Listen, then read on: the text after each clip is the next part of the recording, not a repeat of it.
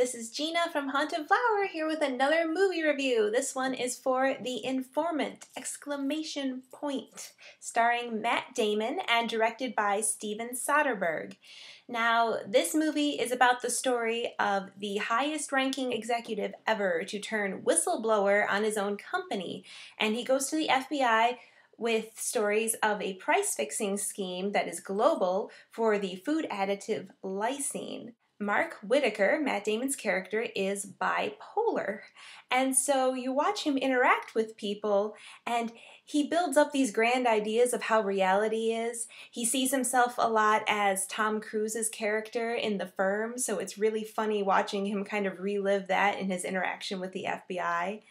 And also, he's gathering these hours and hours and hours worth of tape for the FBI, and after a while they can't tell what's true and what's false about the information that he's given them. If you like the movie Fight Club, you'll really like this movie because it's a lot of that first-person narrative style. What's great about Fight Club is being in the head of Tyler Durden, and what's great about this movie is you're in the head of Mark Whitaker and how he sees situations.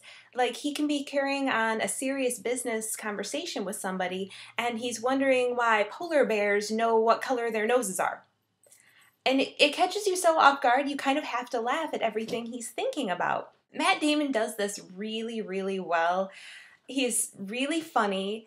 I really like how he portrays this character. It really seems like he's in the mindset. I think he did a good character study because it is all based off of a true story. I didn't know anything about this story before I went into the theater, but now that I've researched it, I can totally see the things he was pulling from and where he was gathering information for this character. The only thing that really, really distracted from the story was the presentation of this movie. When the movie started, the sound quality is really kind of tinny, and you kind of wonder if there's something wrong with your theater. You wonder if you should go ask somebody, but that's how the movie is.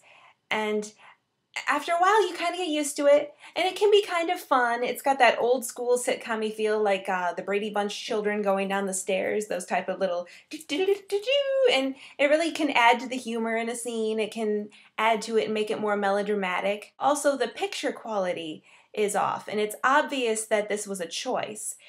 Some scenes are out of focus. This is definitely not HD quality. There's some really limited camera angles, like you can tell the camera was set in one corner of the wall because you have such a limited view of what's going on. You can see like only one character at a time. You know he did all this on purpose. The reason I'm trying to figure out is why, because it reminds me a little bit of old school sitcom-y things like maybe Matlock or Murder, She Wrote or Get Smart. You can take your pick from any of these, but this movie takes place in the 90s.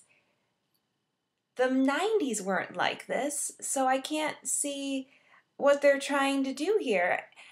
For me, it's a stretch to believe that this is just the way that Matt Damon's character sees things and that maybe he grew up watching these shows and he sees himself as a secret agent and so he's seeing the reality this way.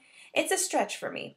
You can get used to it after a while and you can overlook it if you want to, but it is distracting and it's a little bit harder to stay focused when you have that sort of thing going on. This movie is very, very entertaining. It's a very funny story to watch, and it kept me interested throughout.